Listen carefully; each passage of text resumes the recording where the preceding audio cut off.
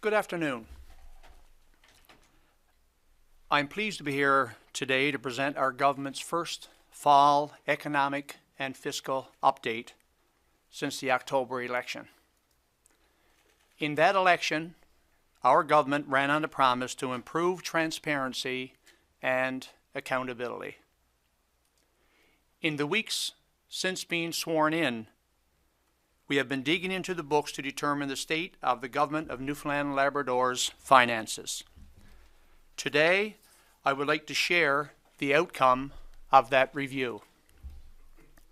For months now, people across the province told me, the Premier, and members of the caucus they want to hear the full truth about the journey ahead of us. Today's update is a step forward in that journey. For while I have some sobering news to share about the fiscal reality, I am also pleased to note some significant signs of optimism as we begin on the road ahead. But the first step, and the most important step, is for all of us to have the full facts. So let's get to it. In the final budget of the previous government, it was projected revenues of $10.7 billion, total expenses of $11 billion, for a deficit of $372 million. The previous government attempted to apply more than $500 million in unreceived revenue from the tobacco settlement to the 25-26 budget. Today, I want to make it clear that our government agrees with the Auditor General that this revenue should never have been added to the province's books all in 1 year. And we stated such in the House of Assembly. In September, the previous government were forced to recalculate their deficit to $626 million, primarily due to declining oil royalties. The Brent crude oil price was originally projected at $73 US per barrel for 2025-26. For this update, we have revised our forecasted oil price down to $66 US per barrel based on independent forecasters. And I would highlight that right now, Brent crude is trading even lower than $66 US per barrel. I think today it may be 59.66 cents. Our province has also not been immune to change in exchange rates. The estimated Canada to US exchange was 69.7 cents. We have revised this to 72.9 cents.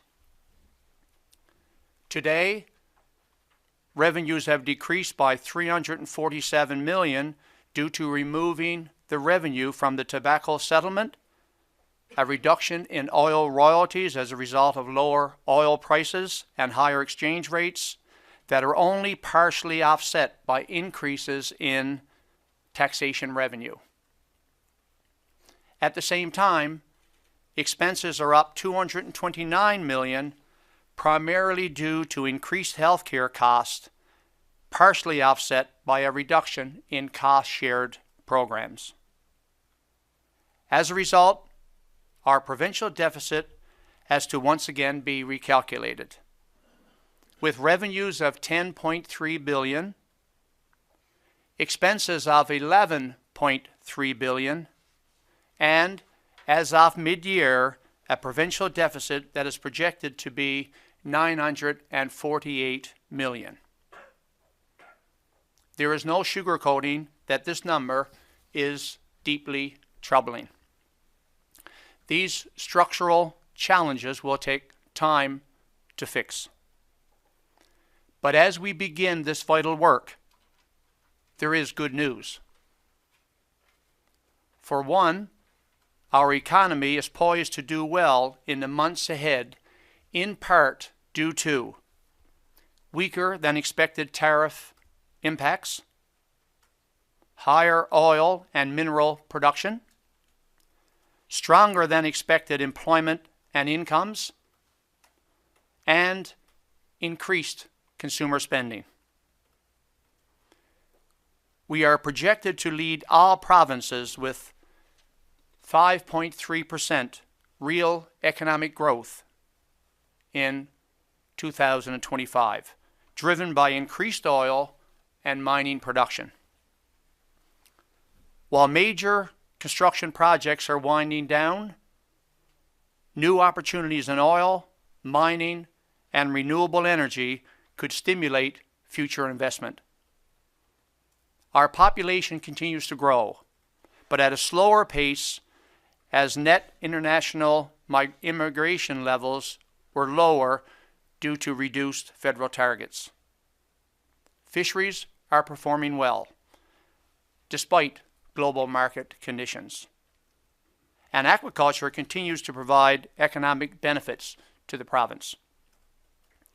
Retail sales, vehicle purchases, and tourism indicators remain strong, showing that people are confident in making purchases despite economic challenges. While economic growth around the world is slowing, and Canada's economy continues to face challenges from tariffs imposed by the United States, inflation has stabilized and interest rates are lower. The impact of ongoing U.S. tariff rates is much lower than assumed in Budget 2025 because of Canada, U.S., Mexico agreement exemptions and businesses adjusting operations. We will, of course, be following events closely as the federal government re-engages with their American and Mexican counterparts. Household income is expected to rise 1.9%. The Consumer Price Index growth is forecast at a moderate 1.2%, mainly due to the removal of the federal carbon tax and falling oil prices. Retail sales are projected to grow 4%, fueled by strong year-to-date performance and less severe tariff impacts. While capital investment is expected to decline 6.3% as major projects wind down and residential construction weakens, employment levels have remained stable and unemployment rate remains steady, and inflation has moderated, contributing to a more predictable economic environment. These numbers represent a strong foundation and encouraging news, but there is still a lot of work to do in order to right our fiscal ship. Our government has begun our planning for Budget 2026, which will outline the approach we take to restore fiscal balance while remaining true to our election commitments. Make no mistake, better health care, lower taxes, and safer communities are still our top priorities. We remain fully committed to improving our province's position to building a stronger Newfoundland and Labrador for all of us. The Premier has identified big opportunities to spur even more economic growth, re-engaging with the oil sector, embracing resource development, supporting our fisheries, and stepping up to demand that our province receives its fair share of defense spending. And as the Premier made clear yesterday in launching the independent review, we will fully develop the Churchill River and Gull Island with a deal that ensures our province remains the principal beneficiaries of our own resources. All of these initiatives will grow our economy and grow our revenues while we continue to spend smarter. This is a conversation I look forward to taking into the next spring's budget. In the near future, we will begin engaging Newfoundlanders and Labradorians on what they would like to see in Budget 2026. the first budget that we, as a government, can put our stamp on.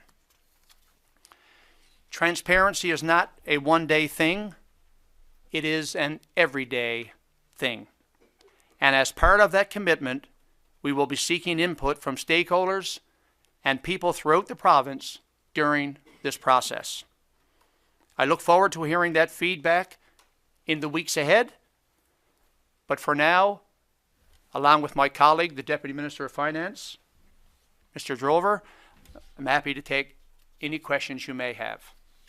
You talked about restoring fiscal balance in your speech. Other than spending smarter, what does that mean? Where does the money come from? Well,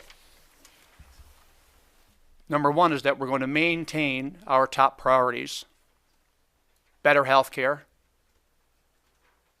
lower taxes, and safer communities. There are two options you have. One is that you would, as I mentioned in the address, you increase your revenues. And I think that we've commenced to look at some avenues where we may look at an increase in revenues while spending smarter. That combination would give us the resources to be able to make sure we fulfill our priorities.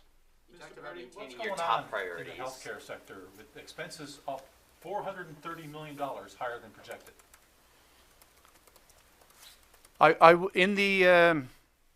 We're resigning ourselves to look at and make sure that we provide better health care. When we look at those people who operate in our health system, they are top notch.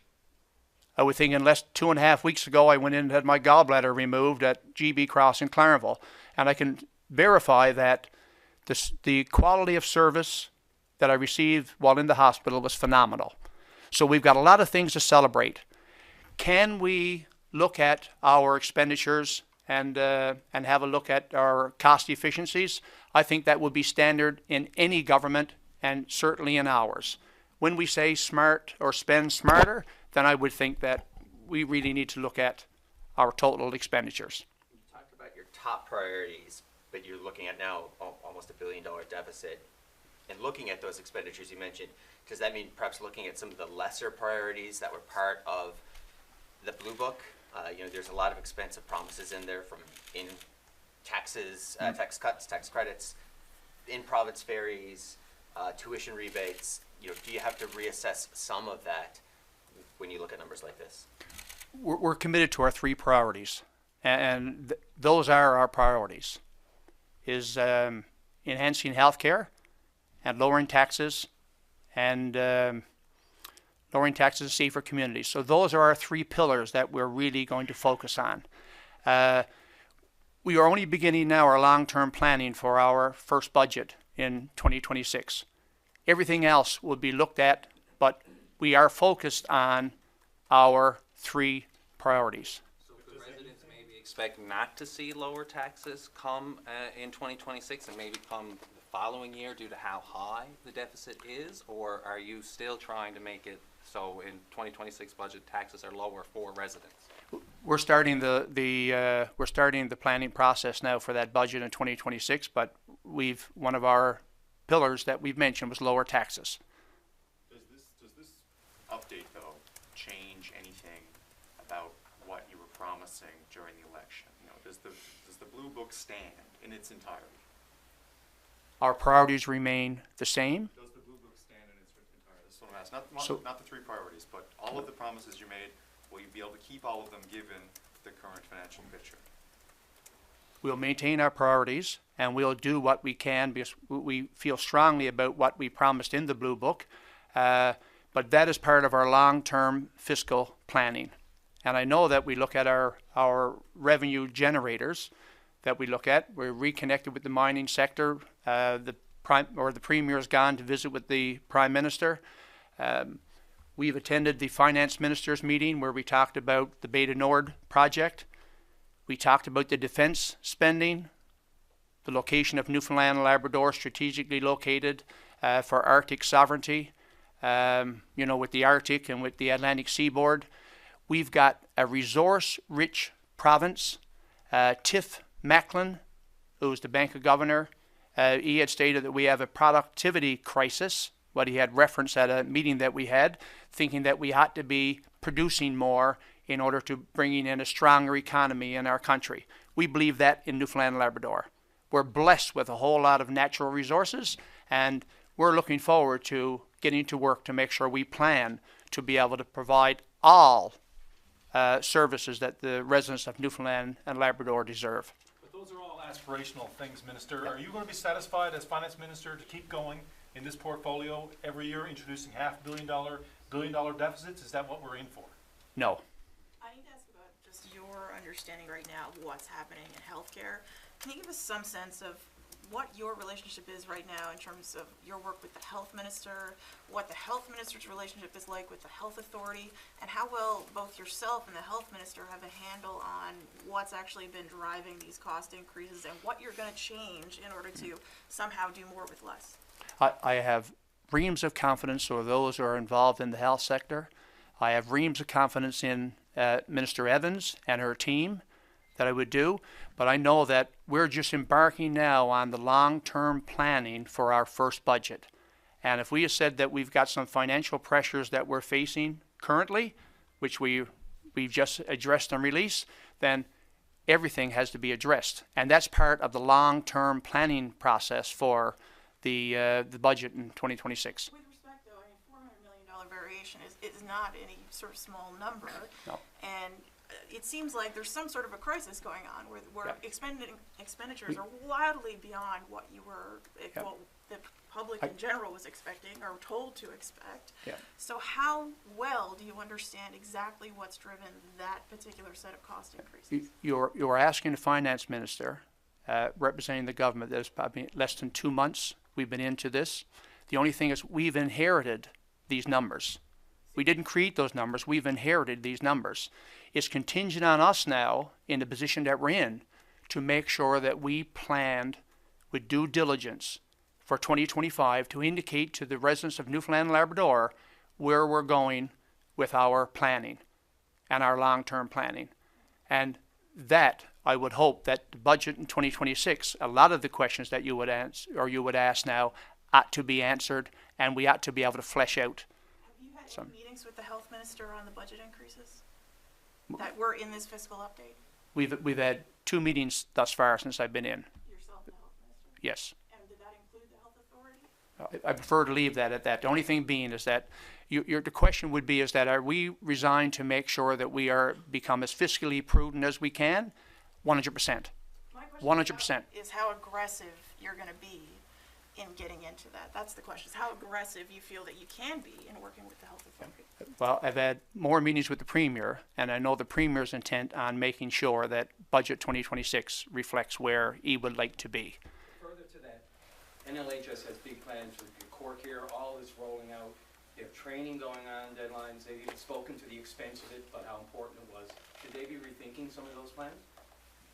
No, I can't weigh into that at this stage. All I would say to you is that we're focused on our 3 pillars, that what we promised the residents of Newfoundland and Labrador. One of those, better health care, and it will be a extreme focus of ours going forward when we roll out our plan in 2026. This didn't come Mentioned tariffs, just briefly, sorry, Paul. Weaker than expected, not going to have as much impact on the province. We all know interviews companies we've spoken to are really hurting from them, some of them. Yes. Can you be more specific, like how much weaker and how much of an impact? Because it used to be, it would have been one of the 3 pillars 6 months ago.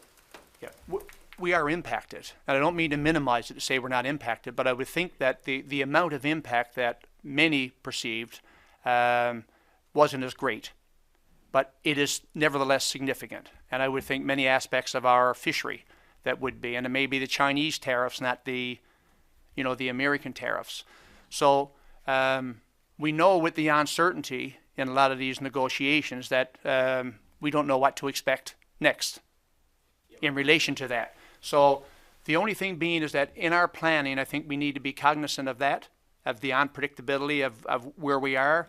I know Minister LeBlanc briefed us at the internal trade in Yellowknife that there are conversations going on, currently that are going on. Is there not as much urgency, though? interprovincial and that sort of thing? Well, all I can say is that interprovincially, we're committed to doing what we can to have a look at that. And that was the gist of the Yellowknife meeting. Interprovincially, that's something that down the road we can certainly discuss. My question was also about tariffs, because you talked about the impact. A lot of that is because goods are CUSMA protected, and you mentioned Yes. that those negotiations coming up, it's 6.5 months away. And maybe this is a better question for your deputy, it didn't come up in the technical briefing, but if those go sideways and, you know, CUSMA is torn up, have we started pricing in what kind of impact that would have in this province? I would think that's quite speculative at this point in time, as the scope of the review is a review in and of itself. It's not about redoing the agreement. The scope of the CUSMA review is scheduled as part of the CUSMA agreement. This was in place long before the current administration kind of element to it. So it's not intended as a rewrite, it's a review to see if anything needs to be updated. Mr. Pardy, we talked about priorities a lot today. We've heard a lot about priorities. Mr. Wakeham in the election, his priority, he said, was tackling people, residents, personal finance books before the provinces. So is that your priority as we head to this budget? I think the genesis of the Premier's comment was he didn't want to balance our books on the back of the residents of Newfoundland and Labrador. He wanted to assist them in balancing theirs first. And what it is to provide tax relief and to help out those people that may be struggling in Newfoundland and Labrador. And that's part of our long-term plan, and certainly part of our priorities, especially in the one of lowering taxes. Minister, how much is too much? There's $1 billion deficit. You're not changing course. You're not telling us you're changing course. You're saying you're keeping your priorities. Is there an upper limit to how high this goes? Is it $2 billion? Is it $3 billion? Like, what would it take before we change what we're going to do? I have no limit what it is. The only thing we're saying is that we're intent on reversing the course of what we have. So we're not looking at it increasing. We're looking at reversing the course of our deficit. Can you give an example, though? I mean, you're talking about priorities, you're talking about this reflection that's happening, but I think people are going to look at this number and go, holy crap, something's got to be done. So can you give a concrete example of a measure you would like to take to change that beyond, you know? If we look at, you got two options. You got revenues, you got expenditures. And I mentioned about the revenues coming in. We're blessed that we've got a jurisdiction which has an abundance of natural resources. We have an abundance of minerals, critical minerals now that the world is crying out for. We're in a good position.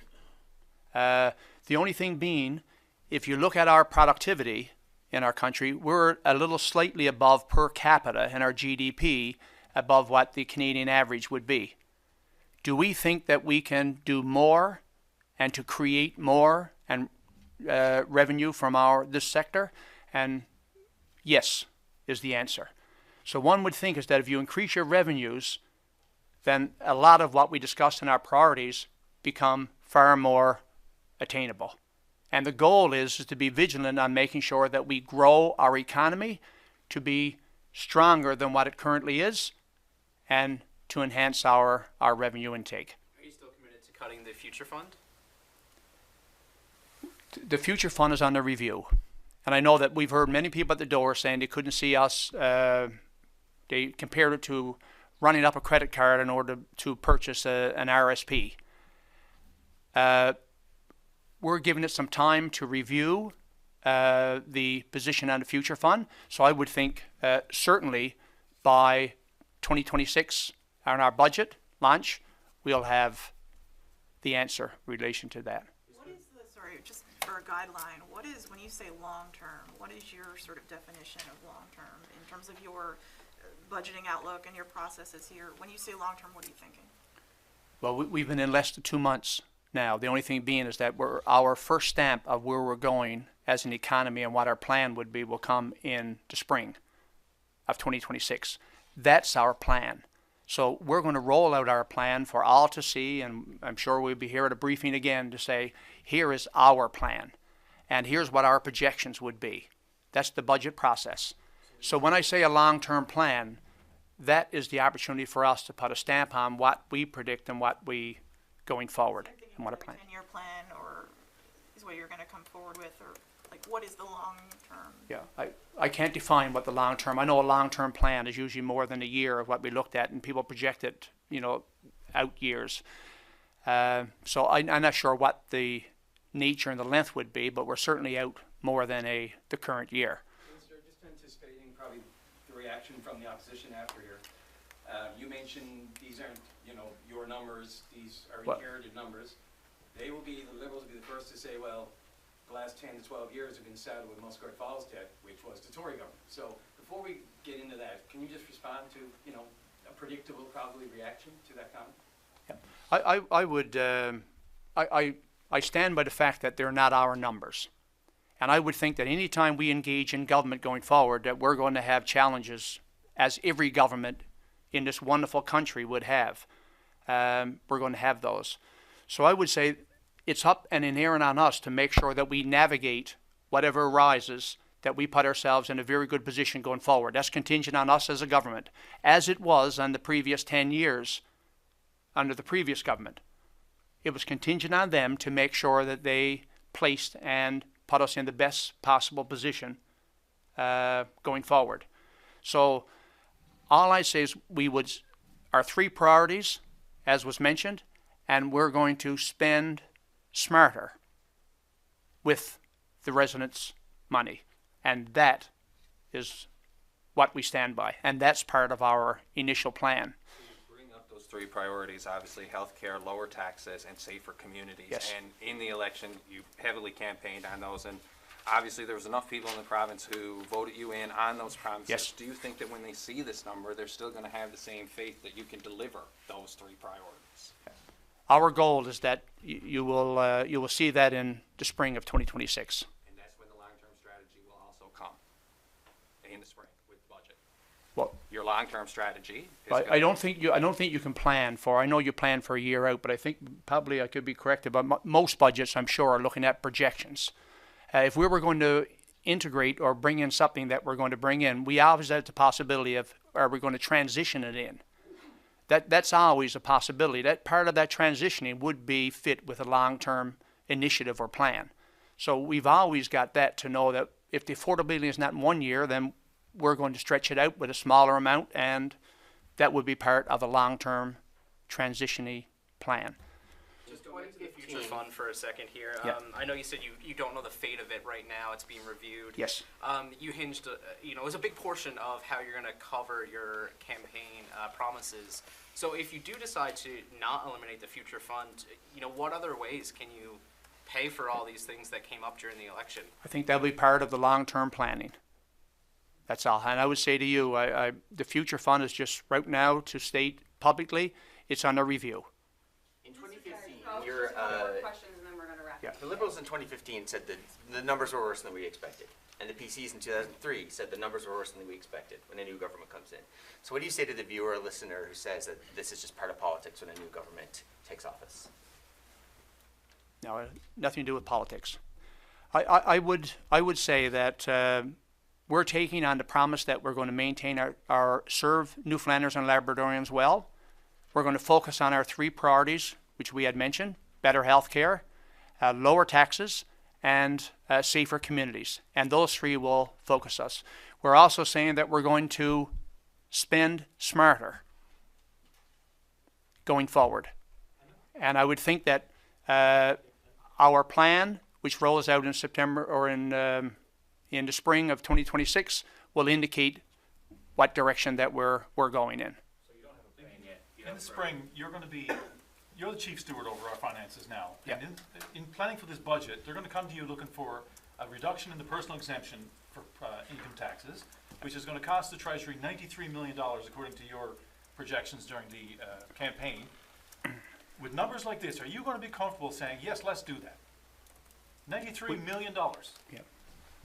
All I can say is that we're going to honor our three priorities through planning for the immediate, the medium, and the long term. And we will do that. Mr. Pardy, your government is negotiating a significant hydroelectricity deal with Hydro-Quebec. Does the fiscal situation in this province, the fact that we now have $1 billion deficit, weaken this province's negotiating position with Quebec, given that the province seems to be in need of an inflow of money? I don't think that is the case. I think most Newfoundlanders and Labradorians will stand by the Premier yesterday when he announced that this independent panel will review the deal to make sure that is the best one for the residents of Newfoundland and Labrador. And I really sincerely believe that. I think he stated yesterday that he's going to meet with Premier Legault in January. We know the Quebec election coming up in the fall, but I would believe that the conversation in January may bear some fruit as to what direction. But I would think he's equally on board, as is we want a good deal. Just a quick follow-up on that, though. You mentioned yourself that this was one of your potential sources of revenue, that you're looking at new revenue. This is one of your main potential sources. What if a deal is off the table because of what happens subsequent? Does that create a disaster for you in terms of your budgeting and your long-term plan? I don't think we need to speculate as to what ifs. I would think that as of right now, would we like a deal? We certainly would. Are we interested? The Premier stated that he's going to develop the Churchill River and Gull Island. It's going to happen. The only thing being, we want to make sure that it's the best deal for the residents of Newfoundland and Labrador. And I think we're all united when we stand with the Premier to say this is the right move. Yep. I have so many more questions, if I could. Minister, if you're looking back historically, there has not been a 5-year stretch in a really long time where Newfoundland and Labrador has projected a surplus, a balance. Like, what you're trying to do, no one's been able to do it in decades. Why are you going to be able to do it? Why do you think you guys can do it? Well, we plan on making sure that we've got an effective budget in the spring of 2026. And back to the point of making sure we got spend smarter on the expenditures, and we want to make sure that we increase the revenues. And if we're successful in doing that, which is what our intent would be, we should be able to change the course. Will the budget, when you table your budget in a few months, will the deficit be $1 billion or north of $1 billion? I can't speak to that. All I can tell you is what our desire would be. And I think I stated that earlier. Okay, last question here now, folks. Yep. You're a former teacher, so Yes. when you saw these numbers, what's the letter grade you would give on where the province is funding? I would say I would probably put it an F. I was quite surprised by the magnitude of it. I probably didn't expect it to be as large as what it was, and I'm not sure my colleagues, I think they probably would share that as well. But I would think, yes, I would give it an F grade. What do you want your legacy to be then, as finance We have to minister? wrap it up here. Mine will be determined. Thank you so much. Thank you. Is a gallbladder an emergency?